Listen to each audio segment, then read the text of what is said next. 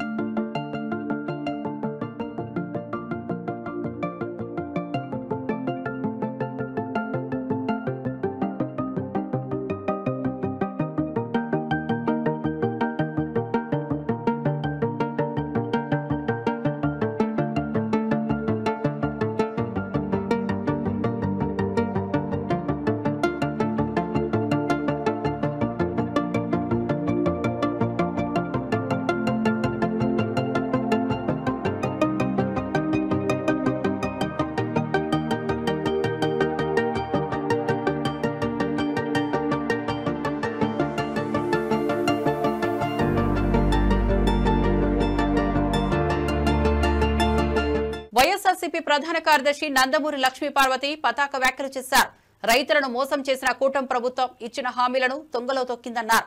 ఈవీఎంలు సరిగా పనిచేయలేదని ఆరోపించారు. అవకతవకలు వెలుగులోకి వస్తే కూటమికి మానసికంగా నష్టమంటూ తూటా వ్యాఖ్యలు చేశారు. ప్రభుత్వ తీరు పట్ల తీవ్ర అసంతృప్తి వ్యక్తం చేశారు. రైతులు నమ్మకంతో ఓటు వేసినా వారి సమస్యలు పరిష్కరించడంలో ప్రభుత్వం విఫలమైందన్నారు. మోసం అని మండిపడ్డారు. ఈ సంవత్సరం నుంచి వచ్చే సంవత్సరం అసలు ఇస్తారో చస్తారో కూడా ఎవరికీ తెలియదు. ప్రతి దాంట్లో కూడా అరకొరగా చేస్తూ ఈ విధంగా ప్రజలను మోసం చేస్తూ ఈ హామీలన్నీ కూడా తుంగలో దొక్కుతున్నటువంటి వీళ్లు ఎంత అబద్దాల ప్రపంచాన్ని సృష్టించుకొచ్చారో. మరి అతను తన కొడుకైనా మంచి ప్రయోజకుని చేస్తాడనుకుంటే వాడిని కూడా తీసుకొచ్చి ఈ విధంగా ఒక అబద్దాల చట్టంలో బిగించేసి అతనే తన వారసుడిగా ప్రకటించుకొని రేపు ఇలాంటి వాడు ఇప్పటికే చంద్రబాబు పరిపాలన ఏంటో చూశారు. జనం విసిగిపోయారు. ఇతనంతటి ఇతను ఎప్పుడూ గెలవలేదని అందరికీ తెలిసిన సత్యం. ఎలా గెలుస్తాడనేది కూడా అందరికి మొన్న జరిగిన ఎలక్షన్స్ అయితే ఇప్పుడు ఈవీఎంల మీద చాలా పెద్ద రగడ జరుగుతూ ఉంది. అది బయటకు వస్తే వీళ్ళ పాపం ఏంటో పూర్తిగా పండినట్టే నాకు తెలిసి. ఈ ఎన్నిక ఆంధ్రప్రదేశ్ ఎన్నిక రద్దయితే మాత్రం అప్పుడు ఉంటుంది వీళ్ళది ఏంటి. ప్రజలు సిద్ధంగా ఉన్నారు. ఎందుకంటే నిజంగా పరిపాలించినటువంటి వాడు, ప్రజల కష్టసుఖాలు ఆదుకున్నవాడు, కరోనాలో వాళ్ళకు అండగా నిలబడినటువంటి వాడు, ఇచ్చిన హామీల క్యాలెండర్ ప్రకారంగా ఒక్క డేటు కూడా తేడా లేకుండా అన్ని కష్టాల్లో ఉండి కూడా కేవలం 100 కోట్లు మాత్రమే కదా ఈ చంద్రబాబు ప్రభుత్వం మిగిల్చిపోయింది. అలాంటి దాన్ని అంత పెంచుకుంటూ పోయి చివరి అన్ని పథకాలను కూడా అమలు చేసినటువంటి ప్రజానాయకుడైన జగన్మోహన్ రెడ్డి గారి పరిపాలన ఎక్కడ. హామీలు ఇచ్చి ఎలక్షన్స్ ముందు అయిపోయిన తర్వాత వాటిని తుంగలో దొక్కి మరి ఈ విధంగా మోసం చేసేటువంటి చంద్రబాబు నాయుడు, ఇతను వారసుడిగా రాబోతున్నటువంటి లోకేష్ నాయుడు, లోకేష్ నాయుడు పరిపాలన ఇంకెంత అధ్వానంగా ఉంటుందో ప్రజలకు కూడా పూర్తిగా అర్థమైపోయింది. అందుకే ఎప్పుడు ఎలక్షన్ వస్తుందిరా బాబు అని దేవుడికి దండం పెట్టుకుంటున్నారు ప్రజలంతా కూడా. నేను కూడా ప్రజలను ఒకటే కోరుకుంటున్నా, పొరపాటును కూడా మళ్లీ ఈ ఇద్దరిని తండ్రి కొడుకుల్ని రాజకీయ రంగం నుంచి దూరంగా పంపాల్సిన అవసరం ఉంది. ఇప్పటికే సమాజం సర్వనాశనం అయిపోయింది, వ్యవస్థలన్నీ నాశనం అయిపోయింది. ప్రతి దాంట్లో వీళ్ళ మనుషులేనా? సిబిఐలో కూడా వీళ్ళ మనుషులే ఉంటారు, ఈడీలో వీళ్ళ మనుషులే ఉంటారు. న్యాయ వ్యవస్థ అయితే చెప్పేదే లేదు. ఎన్నిసార్లు న్యాయ వ్యవస్థను తప్పుదారి పట్టించారో వీళ్ళ లాయర్లు వీళ్ళంతా కూడా. ఇలా డబ్బు సంపాదిస్తారు అక్రమంగా, ప్రజలను నోట్లో మట్టి కొడతారు. ఆ డబ్బు ద్వారానేమో వీళ్ళ పాపాలు గడుపుకోవడానికి ఈ విధంగా వ్యవస్థను తప్పుదారి పట్టిస్తూ ఉంటారు. సేమ్ అదే కదా ఇతను కొడుకు కూడా. రేపు వస్తే ఏం జరుగుతుంది? ఆంధ్ర రాష్ట్రం సర్వనాశనం అయిపోతుంది. అందుకే పొరపాటును కూడా మళ్లీ ఇద్దరు ఈ రాజకీయ జీవితంలో గానీ ఈ అధికారంలో కూడా రాకూడదు. ప్రజలందరూ కూడా మేలుకోవాలి. అమలాపురంలో ఎస్సీ, బీసీ వసతి గృహాల్లో కనీస సౌకర్యాలు లేవన్న ఆరోపణలపై వైఎస్సార్సీపీ విద్యార్థి విభాగం పరిశీలన చేపట్టింది. విద్యార్థులు త్రాగునీరు, మరుగుదొడ్లు వంటి ప్రాథమిక అవసరాల కోసం తీవ్రంగా ఇబ్బంది పడుతున్నారని స్టూడెంట్ వింగ్ అధ్యక్షుడు చైతన్య తెలిపారు. దీనిపై ప్రభుత్వమే స్పందించాల్సిన సమయంలో ఆయనపై తప్పుడు కేసులు బనాయించారంటూ ఆగ్రహం వ్యక్తమైంది. Amalapuram assembly coordinator Pinipe Srikanth collector వద్ద ప్రభుత్వాన్ని నిలదీశారు. కలెక్టరేట్ వద్ద ప్రభుత్వాన్ని నిలదీశారు. విద్యార్థులకు కనీస సౌకర్యాలే లేకపోవడం బాధాకరమని మండిపడ్డారు. చాలా దారుణమైన పరిస్థితులు మాకు కనిపించాయి. ఒక హాస్టల్లో ఏమో మరి హాస్టల్ వార్డెన్ అక్కడ మందు తాగుతూ దొరికాడు. ఇంకోటినేమో మరి బీసీ హాస్టల్లో మరి అక్కడ హాస్టల్కి ప్రతిరోజు సాయంత్రం కొంతమంది కుర్రాళ్ళు వచ్చి అక్కడ గంజా తాగుతారన్న విషయం తెలిసింది. ఇంకోటినేమో మరి ఫుడ్ బాగోట్లేదు అన్నది తెలిసింది. మరి ఇలా ఎన్నో సమస్యలు మా దృష్టికి వచ్చాయి. ఆ సమస్యల పైన మేము పోరాడి ఏ రకంగా వాళ్ళందరికీ కూడా న్యాయం చేయాలని ఒక పక్క మేము ఆలోచిస్తుంటే అలా బీసీ హాస్టల్, ఎస్సీ హాస్టల్ సందర్శించినందుకు మరి మా జోనల్ ఇన్ఛార్జ్ రమేష్ జల్లీల మీద లేదా మా రాష్ట్ర అధ్యక్షుడు చైతన్య మీద లేదా ఇలా హాస్టల్స్ ప్రతి ఒక్కరి మీద కూడా తప్పుడు కేసులు పెట్టి 13 సెక్షన్లు పెట్టి మరి ఈరోజు కేసు కట్టుకున్నారు అంటే ఎంత దారుణంగా ఈ కూటమి ప్రభుత్వం చేస్తుందన్న సంగతి మీ అందరూ కూడా ఆలోచించాలా. ఎందుకంటే ఇప్పుడు హాస్టల్ సందర్శించడానికి కేసులు పెట్టండి, మీరు ఆలోచించండి. సామాన్య ప్రజలు కూడా మీరు ఇప్పుడు ఆలోచించాలా. హాస్టల్ సందర్శిస్తే జరిగేది ఏంటి? ఒకవేళ అక్కడ మంచిగా పరిస్థితులు లేవు అని అందరూ తీసుకుంటే పరిస్థితులు మార్చుకుంటారు అన్న ఆలోచనతో వెళ్తే సందర్శించినందుకే మరి కేసులు వేసి మళ్ళీ అందులోకి 13 సెక్షన్లు, దాంట్లో నాన్ అవైలబుల్ వారెంట్ సెక్షన్లు పెట్టి మరి కేసులు పెట్టుకుంటే అందరూ కూడా ప్రజానికి అందరూ కూడా ఆలోచించాలా. ఏ రకంగా కూటమి ప్రభుత్వం ఈ రకంగా మరి కేసులు పెట్టించి అన్యాయంగా ప్రతిపక్ష గొంతు నొక్కాలని చూస్తున్నారు. కానీ మీరు అక్కడ ఆలోచించాలని, ఇది మంచి పద్ధతి కాదు. ఖచ్చితంగా మీ అందరూ కూడా పద్ధతి మార్చుకుని ఇలాంటి కేసులన్నీ కూడా విత్డ్రా చేసుకోవాలని ఈ సందర్భంగా మేము తెలియజేస్తున్నాం. రైతు భరోసా అమలులో ప్రభుత్వం పూర్తిగా విఫలమైందని విమర్శలు వెల్లువెత్తుతున్నాయి. ఏడాది బాకీగా ఉన్న పథకం కేవలం 5,000 చెల్లించి ముంచేసినట్లు రైతులు అంటున్నారు. ఈ మొత్తం కూడా 7.5 లక్షల మందికి కోత విధించడం పట్ల అసంతృప్తి వ్యక్తమవుతోంది. దాంతో పాటు ఎరువుల లభ్యత సమస్యగా మారింది. రైతులు ఖర్చులు భరించలేని పరిస్థితిలో ఉన్నారని రైతు సంఘాలు ఆందోళన వ్యక్తం చేస్తున్నాయి. ఈ విషయంలో ప్రభుత్వం స్పష్టమైన రైతులందరినీ కూడా అక్కడ ఎండలో కూర్చోబెట్టి ఇచ్చినటువంటి అన్నదాత సుఖీభావాలో ఎన్ని లోపాలున్నాయో ఒకసారి మీ ద్వారా తెలియజేయాలని చెప్పి నేను అనుకుంటా ఉన్నా. వాళ్ళ ఎన్నికల ముందు రైతులకి 20,000 రూపాయలు ఇస్తానని చెప్పారు. 20,000 రూపాయలు ఇవ్వకపోగా 1 సంవత్సరం బాకీ పెట్టారు. ఆ రైతులకి పెట్టుబడి ఇచ్చిన పరిస్థితులు లేవు. మొన్న సంవత్సరం అందరూ కూడా చాలా రైతులు ఇబ్బందులు పడ్డారు. మళ్ళా ఇప్పుడు 5,000 రూపాయలతో సరిపెట్టిన పరిస్థితులన్నీ కూడా చూసాం. ముఖ్యంగా అందులో కూడా చాలా ఆంక్షలు పెట్టారు. దాదాపుగా ఆ లబ్ధిదారుల్లో 7 లక్షల మందికి కోత పెట్టిన పరిస్థితులన్నీ కూడా మనం చూసాం. అంటే ఒక్కసారిగా జగన్మోహన్ రెడ్డి గారు తీసుకొచ్చినటువంటి కార్యక్రమాలన్నీ కూడా తుడిచేయాలని ఆయన యొక్క ఉద్దేశం. అట్లాగే రైతులకి గిట్టుబాటు ధర కూడా లభించిన పరిస్థితులు లేవు. ధరల స్థిరీకరణ నిధినైతే పూర్తిగా ఎత్తేశారు. ఈ రోజు జరుగుతున్నటువంటి రాష్ట్రంలో జరుగుతున్న విషయం ఏంటంటే ఎవ్వరికీ కూడా ఎరువులు అందే పరిస్థితి లేదు. ఈ రోజు గ్రామ స్థాయిలో చూస్తా ఉంటే ఎరువులు ఏ విధంగా అమ్ముతా ఉన్నారంటే రైతు భరోసా కేంద్రంలో ఇదివరకు ఎరువులు అందరికీ కూడా సప్లై చేసేవాళ్ళు. ఇప్పుడు రైతు సేవా కేంద్రాలనే పెట్టారు. అసలు పూర్తిగా అక్కడ ఎరువులు ఇచ్చే కార్యక్రమాన్ని ఎత్తేశారు. కానీ గ్రామాల్లో ఎప్పుడు అనాదిగా వస్తున్నటువంటి పిఎస్సిఎస్ ఏదైతే పిఎస్సిఎస్ ఉన్నాయో ఆ పిఎస్సిఎస్ లో రైతులు బాగోగులు చూసి, ఎందుకంటే పిఎస్సిఎస్ యొక్క మనుగడే రైతుల మీద నడుస్తా ఉంటది. వాళ్ళకి ఎరువులు అందించాల్సిన బాధ్యత, రైతులు బాగోగులు చూడాల్సిన బాధ్యత ఆ పిఎస్సిఎస్ అయితే ఆ పిఎస్సిఎస్ లో ఈ రోజు ఒక గ్రామంలో 100 కట్టలు యూరియా వస్తే అక్కడ పరపతున్న వాళ్ళో లేకపోతే అధికార పార్టీ వాళ్ళో లేదంటే బ్లాక్ మార్కెటింగ్ చేయటం, ఆ విధంగా యూరియా కనీసం అందని పరిస్థితి. యూరియా 265 రూపాయలుంటే ఈ రోజు బ్లాక్ మార్కెటింగ్ లో దాదాపుగా 300 రూపాయలు 320 రూపాయలు బ్లాక్ మార్కెటింగ్ లో వసూలు చేస్తా ఉన్నారు. పైగా ప్రైవేట్ షాపులకు వెళ్తే అధికారుల యొక్క పర్యవేక్షణ లేదు.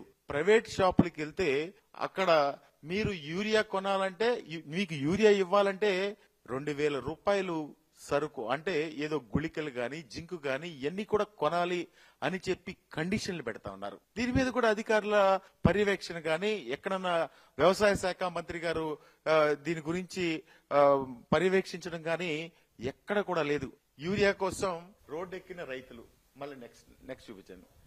అదేవిధంగా 23/3/2025 ఎరువులు లేవు, అంతా సమస్యలు దరివే. అదేవిధంగా 31/5/2025 ఎరువులు ఇస్తామన్నారు, కానీ ఇచ్చే పరిస్థితులు ఎక్కడా కూడా లేవు. అదేవిధంగా 11/7/2025 బారులు తీరితేనే ఎరువులు. అంటే అక్కడ రైతు సేవా కేంద్రం దగ్గర ఎంతమంది నిలబడి ఉన్నారో ఒక్కసారి చూడండి. అదేవిధంగా 15/7/2025 యూరియా కోసం యాతన. మళ్ళా 23/7/2025 యూరియా కొరత, సాగుకు వేత. 24/7/2025 శ్రీకాకుళం జిల్లాలో, మన్యం జిల్లాలో రైతులు ఏ విధంగా అధికారులతో వాగ్వివాదం చేస్తా ఉన్నారో ఒక్కసారి మీరందరూ కూడా చూడవలసిందిగా మనం చేస్తా ఉన్నాం. రాష్ట్ర వ్యాప్తంగా వైఎస్ఆర్ కాంగ్రెస్ పార్టీ తరఫున మేము డిమాండ్ చేస్తా ఉన్నాం.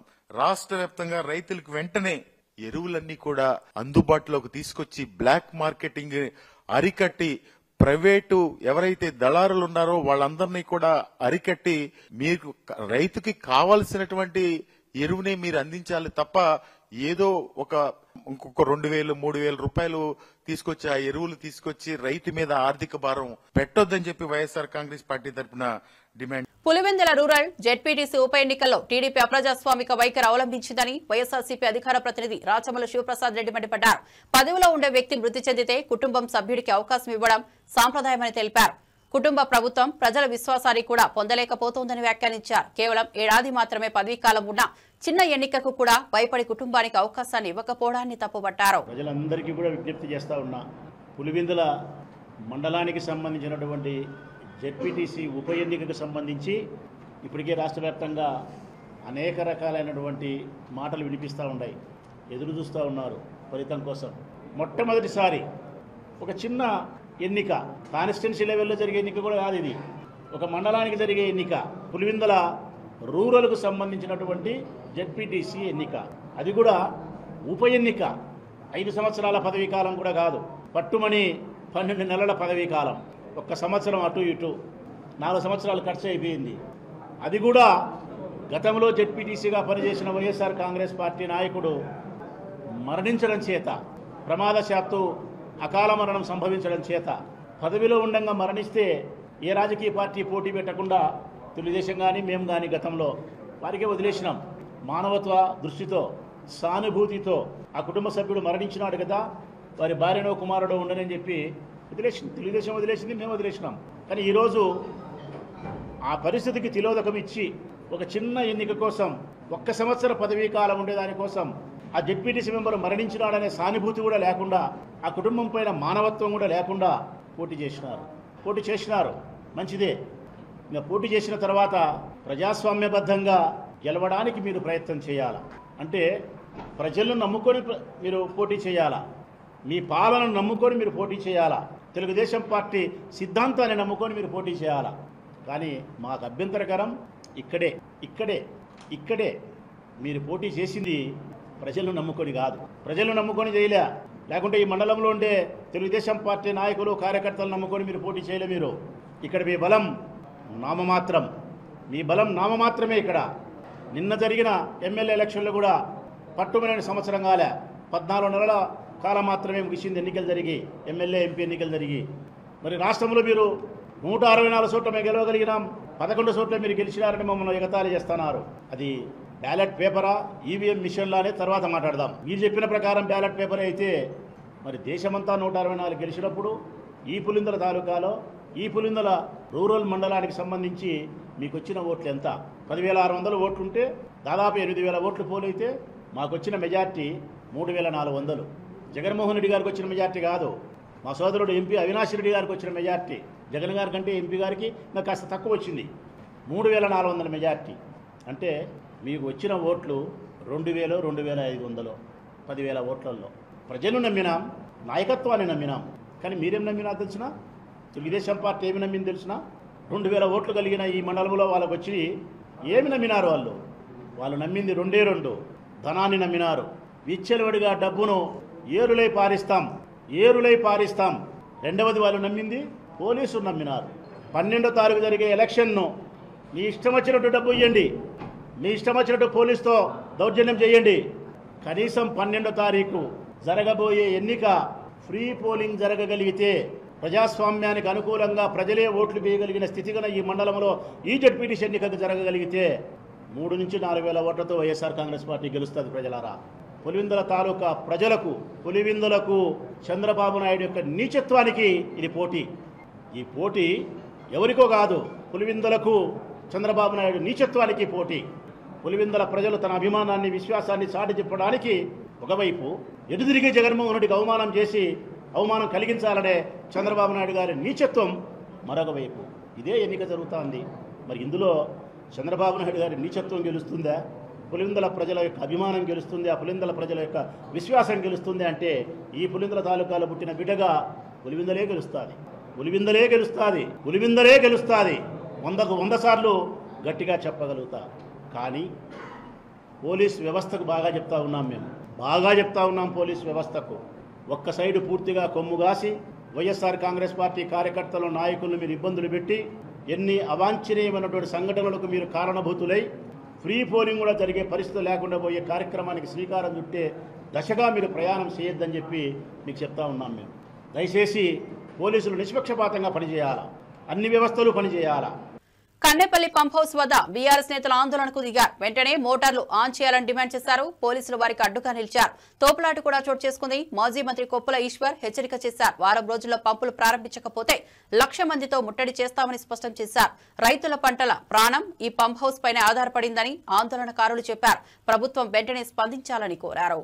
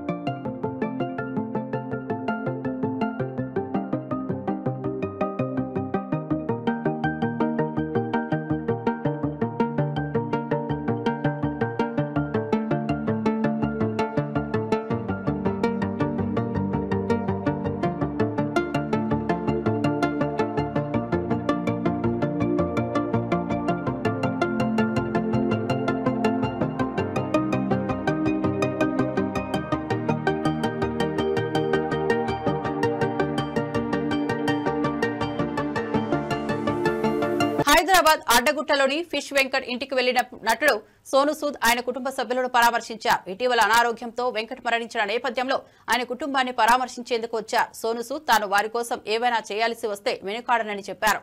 ఆయన కుటుంబానికి అండగా నిలుస్తారని భావోద్వేగంతో చెప్పారు. వెంకట్ ఆకస్మిక మృతిపై సినీ ప్రముఖులు తీవ్ర దిగ్భ్రాంతి వ్యక్తం చేస్తున్నారు.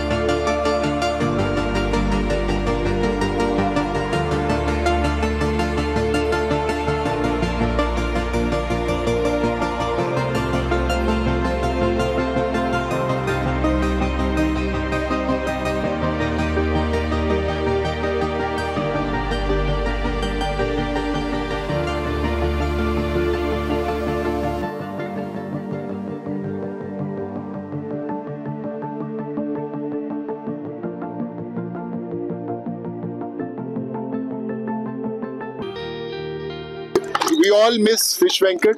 We love him, and for industry, it's very important to come and support everyone. Tirumala భద్రతపై బోర్డు సభ్యుడు భానుప్రకాష్ రెడ్డి స్పందించారు. భక్తుల భద్రత కోసమే మఠాలకు నోటీసులు ఇచ్చామని వెల్లడించారు. ఉగ్రవాదుల ముప్పు నేపథ్యంలో ముందస్తు జాగ్రత్తగా చర్యలు తీసుకుంటున్నామని తెలిపారు. భూమన కరుణాకర్ రెడ్డి చేస్తున్న ప్రచారం అసత్యమని అన్నారు. తిరుమల భద్రతపై ఎవరూ తిరుమల ఆలయం ఇప్పటికే తీవ్రవాదుల నుంచి ప్రమాదం ఉందని చెప్పి కేంద్ర ఇంటెలిజెన్స్ వర్గాలు పలుమార్లు తెలియజేయడం జరిగింది. అందులో భాగంగా 2 అంచెల భద్రత 3 అంచెల భద్రత కల్పిస్తూ ఆలయంతో పాటు ఇక్కడ వస్తున్నటువంటి భక్తుల భద్రత కూడా బాధ్యత టీటీడీ మీద, పోలీస్ మీద, ప్రభుత్వం మీద ఉంటుంది. అలాంటి సందర్భంలో స్వామివారిని టీటీడీ వ్యవస్థ లేక మునుపు నుంచి శ్రీవారి కైంకర్యాలన్నీ చూస్తున్నటువంటి మఠాలు తిరుమలలో దాదాపు 34 మఠాలు ఉన్నాయి. మఠాధిపతులన్నా పీఠాధిపతులన్నా మాకు చాలా గౌరవం. కానీ నిన్న భూమన కరుణాకర్ రెడ్డి గారు మాజీ టీటీడీ చైర్మన్ పొంతనలేని మాటలు మాట్లాడుతూ అబద్ధాలు చెబుతూ మేము మఠంలో వస్తున్నటువంటి భక్తులకి ఏ విధంగా టీటీడీ గెస్ట్ హౌస్లో టీటీడీ అలాట్మెంట్లో మనం ఆధార్ కార్డులు తీసుకుంటామో భద్రతా దృష్ట్యా ఆ విధంగా మఠంలో వస్తున్నటువంటి భక్తులకు కూడా ఆధార్ కార్డులు తీసుకొని వారి వివరాలు తీసుకోవాలని చెప్పి, అలాగే సీసీ కెమెరా మఠం ముందు ఎవరు వస్తున్నారో ఎవరు వెళ్తున్నారో సీసీ కెమెరా ఒకటి ఇన్స్టాల్ చేసుకుంటే మంచిదని, అలాగే 2-3 మార్గాలు కాకుండా ఏదో ఒక దారిలోనే వచ్చి వెళ్ళేది వ్యవస్థ చేసుకుంటే బాగుంటుందని చెప్పి నిన్న వారికి మఠంలో ఉన్నటువంటి నిర్వాహకులకి మేము ఒక సూచన ఇవ్వడం జరిగింది. ఇది సూచన, నోటీసు. దాన్ని ఈయనేదో హిందూ మతం మీద దాడి, మఠాల మీద దాడి అని చెప్పి వారు మాట్లాడడాన్ని నేను తీవ్రంగా ఖండిస్తున్నాను.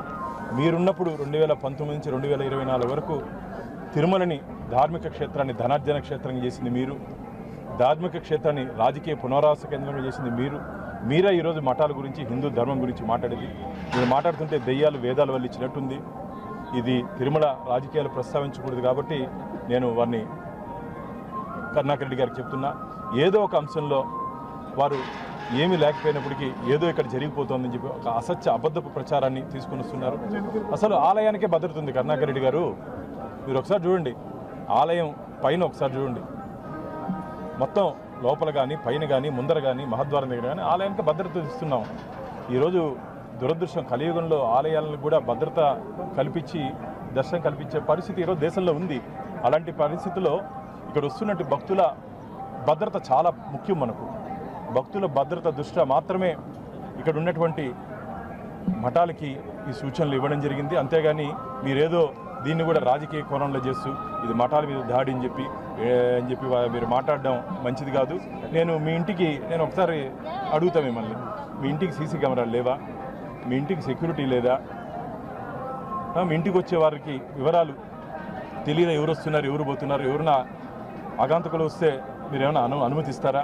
నేను మాట్లాడుతుందన్నారు, ఏదో లగేజ్ తనిఖీ చేసి దాంట్లో గంజాయి ఉంటుందా, మారణాయుధాలు భక్తులు తీసుకొని వస్తారని. అయ్యా, మొన్న జరిగినటువంటి పహల్గాం కానీ ఇవన్నీ దాడుల దృష్ట్యా ఇక్కడ అదనపు భద్రత పెట్టాలి.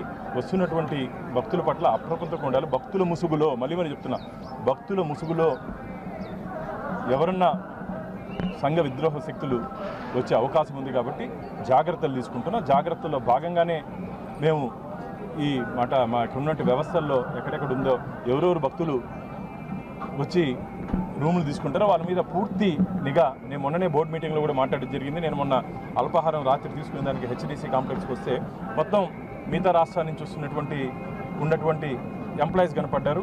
నేను కూడా చెప్పడం జరిగింది, వాళ్ళ దగ్గర ఉన్నటువంటి ఐడి కార్డ్స్ ఎక్కడి నుంచి వచ్చారు పూర్తి వివరాలు తీసుకోండి అని. అలాగే మఠంలో పనిచేస్తున్నటువంటి సిబ్బంది కూడా పూర్తి వివరాలు తీసుకోవాల్సిన అవసరం ఉంది. కాబట్టి దయచేసి మీరు దీన్ని రాజకీయ కోణంలో చూడొద్దండి. మీరు మాట్లాడితే ఎవరు నమ్మే పరిస్థితుల్లో కూడా లేరు. నేను కరుణాకర్ రెడ్డి గారికి చెప్తున్నా, మీరు ఎంత ఎగురుతున్నారే, ఏ ఒక్క మఠాధిపతన్నా పీఠాధిపతన్నా దీని గురించి ఎక్కడన్నా ప్రస్తావించారయ్యా? ఏ మఠాధిపతన్నా పీఠాధిపతైనా ఎక్కడన్నా ప్రస్తావించారా? వారందరూ సంతోషంగా ఉంటే మీకేమయ్యే బాధ?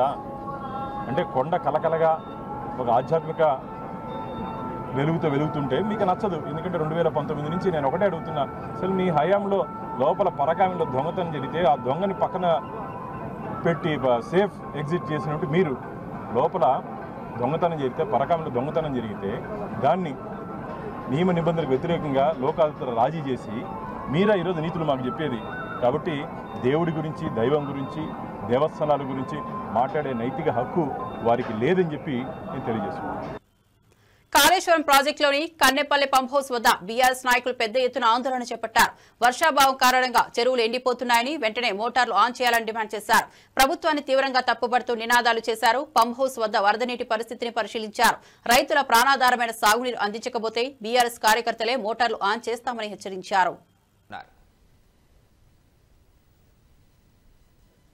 టీఆర్ఎస్ పార్టీ పక్షాన కన్నెపల్లి పంపులను స్టార్ట్ చేసి నీళ్లు ఎత్తాలనే ఉద్దేశంతో ఈరోజు పిలుపునివ్వడం జరిగింది. నీళ్లున్నాయి, నీళ్లు ఎత్తే అవకాశం ఉన్నది. నీళ్లు ఎత్తి మొత్తం రిజర్వాయర్లు చెరువులు నింపే అవకాశం ఉండగా కూడా కావాలని నింపుతలేరనేది మనకు తెలుస్తున్నది. ఇలా ఈఎన్సీ తోటి చెప్తే మాట్లాడితే నేను వినోద్ కుమార్ గారు మాట్లాడితే కూడా ఏం చెప్తున్నారంటే ఎన్డీఎస్ఏ రిపోర్ట్ ప్రకారం మేము ఎత్తరాదు అని అంటున్నారు. ఎన్డీఎస్ఏ రిపోర్ట్ కూడా ఏం చెప్పింది, మీరు యాజమాన్యం దాన్ని రిపేర్ చేసుకోవచ్చు. అంటే యాజమాన్యం అంటే గవర్నమెంట్ ఆదేశిస్తే ఎవరైతే ఎల్ఎన్టీ సంస్థ ఉన్నదో వాళ్ళే దాన్ని రిపేర్ చేసి ఇస్తారు. కనీసం ఒక వారం రోజుల గడువిస్తున్నాం. వారం రోజులలో కనుక కన్నెపల్లి పంప్ హౌస్ ఆన్ చేసి నీళ్లు ఎత్తకపోతే, రిజర్వాయర్లు నింపకపోతే, చెరువులు నింపకపోతే టీఆర్ఎస్ పార్టీ పక్షాన ఖచ్చితంగా మరి పెద్ద ఎత్తున నిరసన కార్యక్రమాలు చేస్తాము. కేంద్ర ప్రభుత్వం బీసీల పట్ల నిర్లక్ష్యంగా వ్యవహరిస్తోందని పీసీసీ అధ్యక్షుడు మహేష్ కుమార్ గౌడ్ ఆరోపించారు.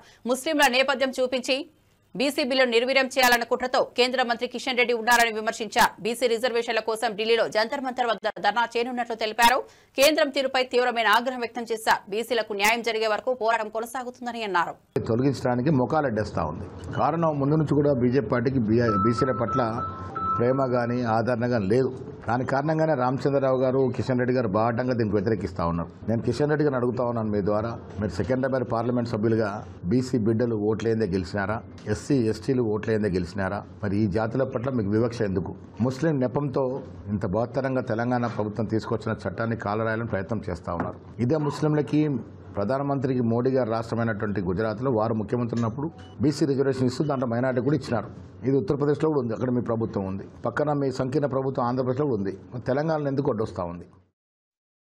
బీసీలకు 42% రిజర్వేషన్ల కోసం పోరాటం ఆగదని ఎమ్మెల్సీ కల్వకుంట్ల కవిత స్పష్టం చేశారు. తెలంగాణ జాగృతి యూపీఎఫ్ ఆధ్వర్యంలో 72 గంటల దీక్ష ప్రారంభించారు. ముస్లింలకు విడిగా 10% ఇచ్చి బీసీలకు మాత్రమే రిజర్వేషన్లు ఇవ్వాలని కేంద్ర రాష్ట్ర ప్రభుత్వాలు డిమాండ్ చేశారు. ఇదే సమయంలో కేంద్రం స్పష్టత ఇవ్వకపోతే ఢిల్లీలో దీక్ష చేపడతామన్నారు. బీసీ హక్కుల సాధనకు దీక్షలే మార్గమని చెప్పారు. చాలా మంది మాట్లాడుతున్నారు నాయకులు, మరి ఇంకెన్ని రోజులు ఎన్నికలు ఆపుతారు? ఎన్ని రోజులైనా ఆపండి, ఏం అర్జెంట్ ఏముంది ఎన్నికలకు? ఇప్పుడు మీరు చేస్తున్నది ఏంది? 2 ఏళ్ల నుంచి సర్పంచ్లు ఉన్నారా ఊర్లలో? 2 ఏళ్ల నుంచి ఎంపీటీసీలు ఉన్నారా ఊర్లలో? ఏం జరుగుతుంది అక్కడ? ఏం అభివృద్ధి జరుగుతుంది? ఇదివరకు కేసీఆర్ గారి హయాంలో జరిగిన అభివృద్ధి ఇవాళ పల్లెలలో కొనసాగుతున్నదా? లేదు. ఏం అర్జెంట్ ఉంది అట్లాంటప్పుడు? ఎన్నికలు పెట్టే ముందు ఖచ్చితంగా మా బీసీలకు హక్కులు వచ్చిన తర్వాతనే ఎన్నికలు పెట్టాలని డిమాండ్ చేస్తా ఉన్నాం. మేము 72 గంటలు దీక్ష చేస్తాం. మేమే అన్నం తినం, మేమే నీళ్లు తాగం, 72 గంటలు ఈడ కూర్చుంటాం మా బీసీ బిడ్డల కోసం అంటే ప్రభుత్వం భయపడుతోంది, పర్మిషన్ ఇస్తలేదు. ఇవ్వాలంటే మనం 10 నుంచి 4 వరకే ఉండాలంట. నేను డిమాండ్ చేస్తా ఉన్నా, ఆనాడు ఉమ్మడి ఆంధ్రప్రదేశ్లోనే 48 గంటలు నిరంతర నిరాహార దీక్ష అంబేద్కర్ విగ్రహాన్ని అసెంబ్లీలో పెట్టడం కోసం చేసినాం. ఆనాడు ఉమ్మడి ఆంధ్రప్రదేశ్లో సమైక్యాంధ్ర పాలకులు కూడా పర్మిషన్ ఇచ్చిండ్రు. ధర్నా చౌక్ ఓపెన్ చేసినా అని చెప్పి ఢిల్లీలో గప్పాలు కొడతారు మన ముఖ్యమంత్రి గారు, కానీ మాకు పర్మిషన్ ఇవ్వడానికి ఎందుకు భయపడతా ఉన్నారు? మేము ఇప్పుడు మళ్ళీ డిమాండ్ చేస్తున్నాం ప్రభుత్వాన్ని, మాకు 72 గంటల నిరంతర నిరాహార దీక్ష కోసం పర్మిషన్ ఇవ్వాలి. हम दिन में भी यहीं पे बैठेंगे, रात में भी यहीं पे बैठेंगे, लेकिन जिद नहीं छोड़ेंगे, पानी नहीं पिएंगे, खाना नहीं खाएंगे जब तक. ఇవి బులెటిన్ విశేషాలు. మరో బులెటిన్లో మళ్ళీ కలుద్దాం.